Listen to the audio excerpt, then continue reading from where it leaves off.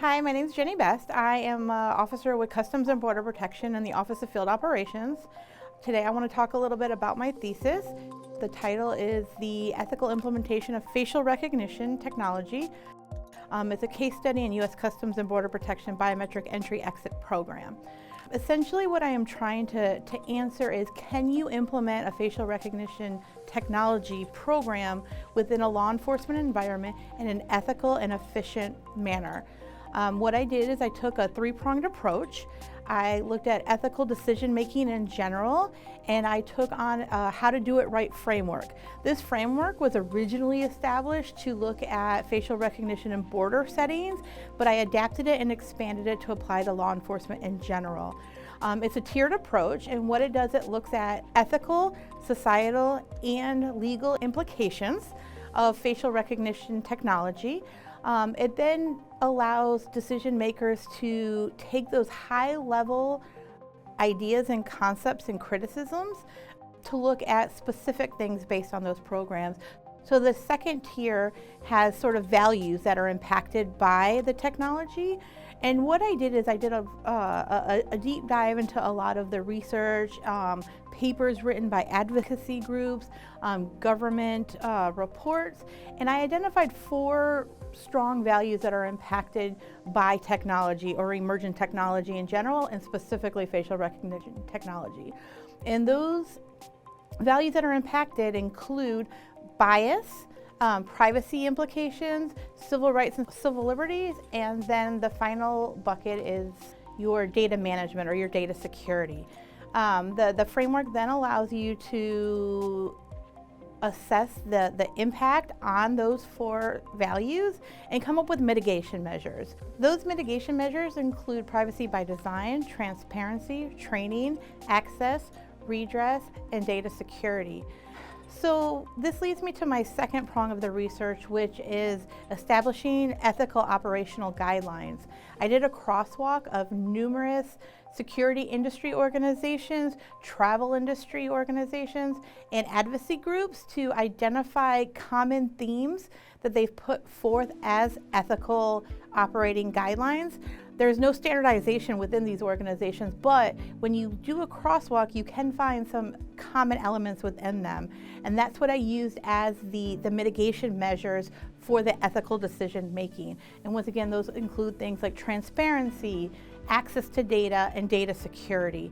And another element of that is public notification, so clear and defined usage of the facial recognition technology.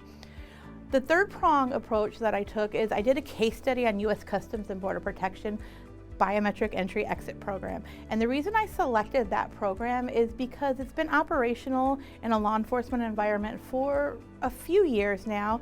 It has gained some approval within the public sphere, but it also has received a lot of criticism from advocacy groups. And it's been assessed by both the Government Accountability Office as well as our Office of Inspector General. So it seemed like a very good program to look at. It was implemented in a very thoughtful and iterative manner where the agency really put a lot of thought into implementing some of these operational guidelines and taking into consideration the public's opinion and criticisms of facial recognition technology. So in the end, I came up with 4 recommendations on how to implement what we would call an ethical or responsible facial recognition technology program. And that includes incorporating ethical decision-making into the entire process, from exploration to development to final implementation, and then even later on as you assess it, to continue to revise and adjust to meet public demands. The second recommendation is to incorporate ethical operational guidelines into the process. So that includes things like transparency, data security, consideration of privacy implications. The third recommendation includes lobbying Congress for sustainable policy and regulation to govern facial recognition technology.